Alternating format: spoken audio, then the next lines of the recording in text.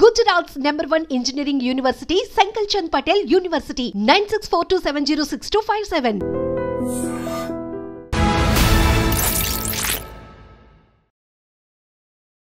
అందరికీ నమస్కారం. నేను Swaroopa Potlapalli. Welcome to trending topic. 41 దేశాలతో ట్రావెల్ బ్యాన్ కు అమెరికా ప్రతిపాదనలను సిద్ధం చేసింది. ఒక్కసారి అమెరికా వదిలి మీ దేశాలకు వెళ్లే వాళ్ళు, ముఖ్యంగా H1B వీసాదారులు, అలాగే F1 వీసా రెన్యువల్ కోసం వెళ్లే వాళ్ళు 1కి 10 సార్లు ఆలోచించుకోండి అని అమెరికా ఇమిగ్రేషన్ అడ్వైజరీ చెబుతోంది. అసలు ఎందుకు అమెరికా ఇలాంటి నిర్ణయాలు తీసుకుంటోంది? అమెరికాతో ప్రపంచ దేశాల సంబంధాలు ఇక మీదట ఎలా ఉండబోతున్నాయి? ప్రస్తుతం నాతో పాటు global Telangana association founder and chairman Vishweshwar Reddy గారు ఉన్నారు. ఆయనతో మాట్లాడి అనేక విషయాలు తెలుసుకుందాం. సార్ నమస్తే. నమస్కారం.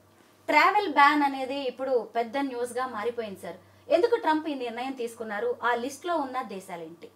టిపికల్గా ఏంటంటే ఎనీ కంట్రీ ఫోక్స్ ఫారెన్ కంట్రీలో ఇమిగ్రేషన్లో వెళ్ళొచ్చు. ఎంప్లాయ్మెంట్ కానీ, ఎడ్యుకేషన్ కానీ, బిజినెస్లు ఉపయోగించవచ్చు. వెళ్ళిన వాళ్ళు ఆ country law of the land abide అయి ఉండాలి. ఒకవేళ in case they cannot follow the rules, then country has every right to deport them. Plus if they see this continuously happening, ఒక కంట్రీ నుంచి వచ్చే జనాలు ఎవ్రీ టైం ఈ కంట్రీ ఇంట్రెస్ట్లో కాకుండా ఫారెన్ పాలసీలో కానివ్వండి, ఆ కంట్రీలో కూడా ఈ అమెరికా కంట్రీ మీద హేట్రేడ్ క్రియేషన్ అయ్యి అటువంటి ఉన్న కంట్రీస్ ఏదైనా ఉంటే మేబీ టెర్రరిజం రిలేటెడ్ ఉన్నా కూడా, అంటే ఆ కంట్రీలో ఉన్న టెర్రరిజం ఇన్ఫ్లుయెన్షియల్ పాపులేషన్ ఏదైనా ఉంటే కూడా ఆ కంట్రీని అమెరికా ఏం చేస్తుంది, బ్యాన్ చేస్తుంది.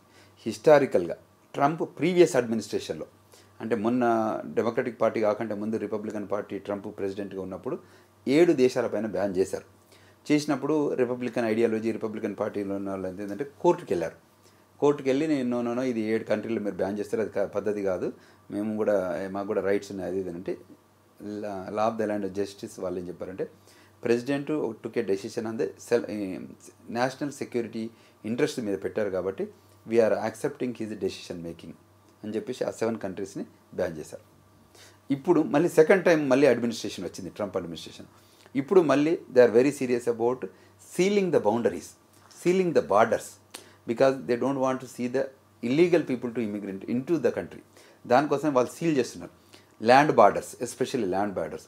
తర్వాత ఎయిర్ బార్డర్స్ నుంచి వచ్చేటప్పుడు కూడా క్లియర్ ఏంటంటే వాళ్ళని సిబిపి ఆఫీసర్స్ స్క్రీన్ చేసిన తర్వాతనే లోపలికి రానిస్తారు, వయలేషన్ చేస్తే డిపోర్ట్ చేస్తారు.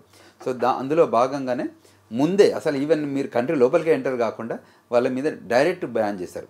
సో 11 కంట్రీస్కి ప్రాబబుల్ లిస్ట్, 11 కంట్రీస్కి ఏం చేశారంటే వాళ్ళు రెడ్ జోన్లో పెట్టారు. సో వాళ్ళది ఆ కంట్రీ సిటిజన్స్, ఆ country passport holders, they cannot come in to the country. తర్వాత సెకండ్ది ఆరెంజ్ వాళ్ళకి లిమిటెడ్ రిస్ట్రిక్షన్ అంటే వాళ్ళకి లిమిటెడ్ యాక్సెస్, రిస్ట్రిక్టెడ్ యాక్సెస్ అంటారు. అదొక 10 కంట్రీల పైన పెట్టారు. ఈ countries it may shuffler and are may move in and out of that పూల్లోకి వెళ్ళి బయటకు రావచ్చు. తర్వాత ఎల్లో కంట్రీస్ కూడా ఒక 21 కంట్రీస్ ఉన్నాయి. ఆ కంట్రీస్ కూడా వాళ్ళకి కూడా 60 డే నోటీస్తోని వాళ్ళకి ఇన్ఫర్మేషన్ ఇచ్చే రూపకంగా అదో పెట్టారు. ఇది రియాలిటీ కాలేదు, but it's a probable list. When it is become reality then అంటే రూల్ ప్రకారం కరెక్ట్ కంట్రీస్ని లిస్ట్ చేస్తుంది యుఎస్సిఎస్ కానీ, మన డిపార్ట్మెంట్ ఆఫ్ స్టేట్ కానీ. తర్వాత సిబిపి ఆఫీస్లో కూడా వాళ్ళు కమ్యూనికేట్ చేస్తారు. అన్ని సిబిపి ఆఫీస్ కమ్యూనికేట్ చేసి ఈ కంట్రీ వాళ్ళు ఒకవేళ అసలు ముందు ఎయిర్లైనే వెల్కమ్ చెప్పదు, టికెటే బుకింగ్ ఉండదు వాళ్ళకి, ఎందుకంటే బ్యాన్ చేశాక బ్యాన్ ఈజ్ బ్యాన్ ఫర్ అది. So they cannot given get in to the flight. So అటువంటి సిచ్యువేషన్లో ఇంకా లోపలికి ఇన్వెస్టిగేషన్ చేయాల్సిన అవసరం ఉంటుంది. కానీ ఏదైనా ఇష్యూస్ ఉన్నప్పుడు కానీ, ఏదైనా కన్సర్న్స్ ఉన్నప్పుడు కానీ కంట్రీ బయటకు పోతే మళ్ళీ రావడానికి అయితే ఆస్కారం లేదు ఈ పర్టికులర్ బ్యాండ్ కంట్రీస్లో. అంటే ఇక మీదట ఆ దేశాల వాళ్ళు అమెరికాకి టూరిస్టులుగా కానీ, ఉద్యోగాల కోసం కానీ, ఇంకేదైనా వ్యాపారం కోసం కానీ వెళ్లే ఛాన్స్ ఉండదా? లేదు. మరి అక్కడ ఉన్న వాళ్ళు ఇక రావడానికి లేదా? Ban is ban for the new people, న్యూగా ఎంటర్ అవుతారు కదా, వాళ్ళకి ఎంట్రీ ఉండదు ఈ పర్టికులర్ టైం వరకు.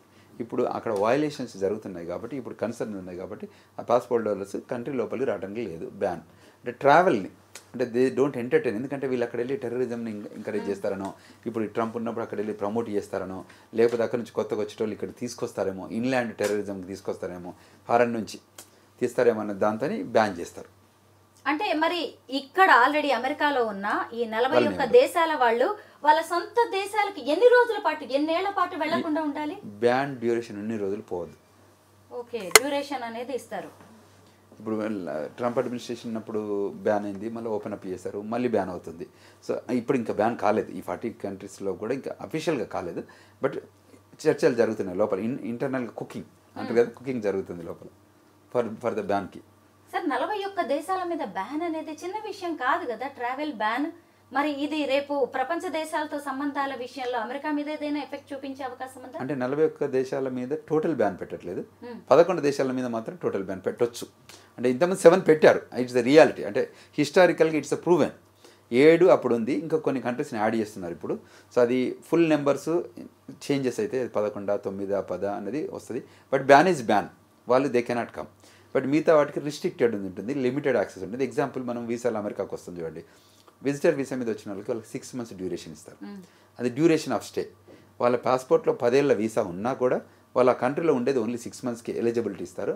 వాళ్ళ I-94 status only for 6 months.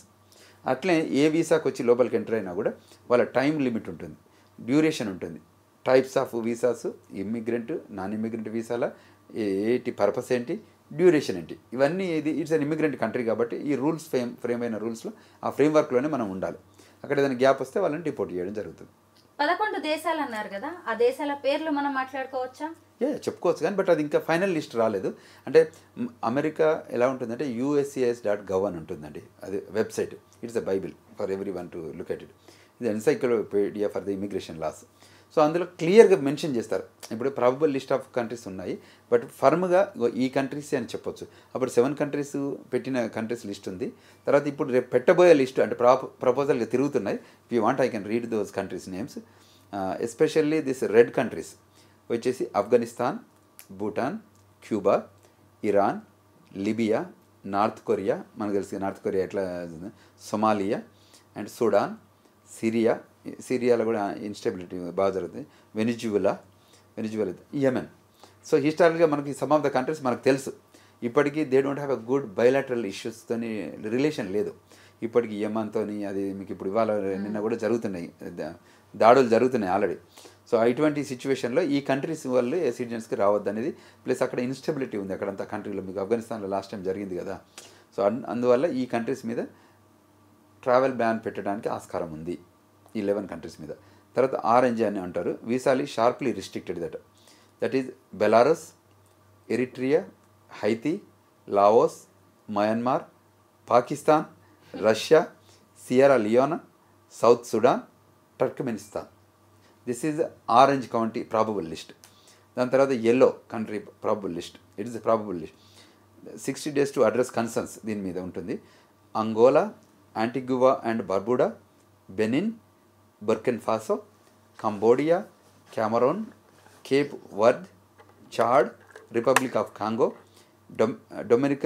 Democratic Republic of Congo, Dominica, Equatorial Guinea, Gambia, Liberia, Malawi, Mali, మారిషటానియా, Saint Kitts and Nevis, Saint Lucia, Sao Tome and Principe, Vanuatu, Zimbabwe.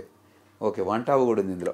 ఈ మధ్య మీకు తెలుసు కదా, Vanuatu is happening, our guy is going there అనే దాని మీద ఇది పెడుతుంది. Vanuatu is directly they are selling the citizenships. అంటే ఆయా దేశాలతో ఉన్న ఇష్యూస్ను బట్టి, వాటి తీవ్రతను బట్టి ఆరెంజ్, రెడ్, ఎల్లోగా కేటగరైజ్ చేశారు. కరెక్ట్.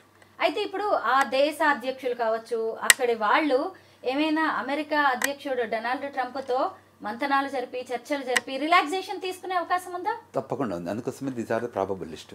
ప్రాబబిలిటీ ఎందుకు వేస్తారంటే ఫీలర్స్ పంపడానికి. సో ఫీలర్స్ పంపితే ఏం చేస్తుంది, ఆ కంట్రీ ఎక్స్టర్నల్ అఫైర్స్ ఉంటుంది కదా, ఆ ఎక్స్టర్నల్ అఫైర్స్ మినిస్ట్రీ ఫస్ట్ వాళ్ళ అంబాసిడర్స్ ఉంటారు కదా, American ambassador in that country, American consulate ఉంటే, లేదంటే వాళ్ళు ఏం చేస్తారంటే they will have a middle man. ఇప్పుడు ఈ G8లు కానివ్వండి, G5లు కానివ్వండి, G20లు కానివ్వండి, దట్ ఈస్ అదే వేదిక. అక్కడే చర్చలు జరుపుకొని కన్విన్స్ చేసుకొని, లేదు మా కంట్రీ మేము వయలేట్ చేయట్లేదు అని చెప్పుకోవడానికి ఒక స్పేస్ ఉండాలి కదా. They cannot just make a call to American ప్రెసిడెంట్కి ఫోన్ చేసి మాట్లాడలేరు కదా. సో మధ్యలో మధ్యవర్తిత్వం చేస్తుంటారు, అందుకోసం బయలాటరల్ అంటారు కదా. చేసి కమ్యూనికేషన్ చేసి నో మేము మీకు లాయల్గానే ఉన్నాము, మీ కంట్రీ రూల్స్ని మేము అప్లై చేస్తామని అంటే దే మే రిమూవ్ ఇట్. మళ్ళీ అవసరం అనుకుంటే అక్కడ వయలేషన్ జరుగుతుందంటే they may add it. So ఈ మధ్య లలిత్ మోడీ అని మీకు IPL ఉన్నారు కదా ఆయన, సో ఆయన బయట తప్పించుకొని వెళ్ళి ఈ కంట్రీ సిటిజన్షిప్ ఇస్తే ఇప్పుడు they sell green cards, they sell citizenship. ఇప్పుడు అమెరికా గోల్డ్ వీసా అనేది సెల్లింగ్ ఏ గ్రీన్ కార్డ్, తెలుసు కదా, టిపికల్ అది. 5 million ప్రాబబుల్గా 5 million ఇస్తే మీకు గోల్డెన్ వీసా ఇస్తాం, గోల్డెన్ గ్రీన్ కార్డ్ ఇస్తాం. అదేవిధంగా కొన్ని కంట్రీస్ ఏం చేస్తాయంటే మీకు డైరెక్ట్ ఒక $250,000 $200,000 ఇన్వెస్ట్ చేస్తే వాళ్ళకి డైరెక్ట్ ఆ కంట్రీ సిటిజన్షిప్ ఇస్తారు. సో దాని మీద you can stay in that country and you can do businesses. ఇప్పుడు especially Vanuatu, so that country is giving $150,000కే డైరెక్ట్ సిటిజన్షిప్ ఇస్తుంది. It's island country. అంటే అమెరికా ఆయా దేశాలను భయపెట్టాలని చూస్తుందా, కొత్త బిజినెస్ కి తెరదీస్తోందంటారా? 100% అమెరికా ఆల్వేస్ ఫైటింగ్ జోన్లోనే ఉంటుంది. మోడ్ ఎప్పటికీ debate, discussion, conclusion, research analysis type ఎప్పుడు ఉంటుంది. American CIA central intelligence agency అనేది ఒక డిపార్ట్మెంట్ ఉంటుంది. అది వరల్డ్లో ప్రతి కంట్రీని ఎవ్రీ మినిట్ ఎక్కడేం జరుగుతుందో దానికి రిపోర్ట్ ఉంటుంది. ఆ ఇన్ఫర్మేషన్ ఎవ్రీ డే ప్రెసిడెంట్కి కమ్యూనికేట్ అవుతుంటుంది. CIA విల్ మేనేజ్ హోల్ వరల్డ్లో ఎక్కడ చీమ చిట్టుకున్నా వీళ్ళకి తెలుస్తుంది CIAకి. ఇమీడియట్గా వాళ్ళు ప్రెసిడెంట్కి రిపోర్ట్ చేస్తారు. సో అంత మెకానిజం సెటప్ చేసి పెట్టుంటుంది. That is the power of CIA. అంటే ప్రపంచ దేశాలతో అమెరికా మైండ్ గేమ్ ఆడుతూ ఉంటుంది.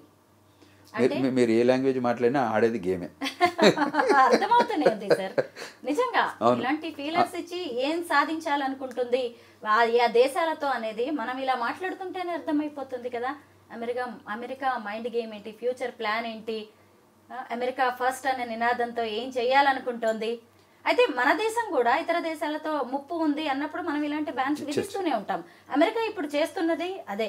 కాకపోతే ట్రంప్ ఏ నిర్ణయం తీసుకుంటున్నా అది ఎప్పుడు న్యూస్ అవుతూ ఉంటుంది కాబట్టి మనలాంటి వాళ్ళం ఇలా మాట్లాడుకోవాల్సి వస్తుంది. దాని వెనక ఏముందో తెలుసుకోవాలనే ఒక ఉత్సాహం అయితే కామన్ మ్యాన్లో కూడా కనిపిస్తోంది సార్.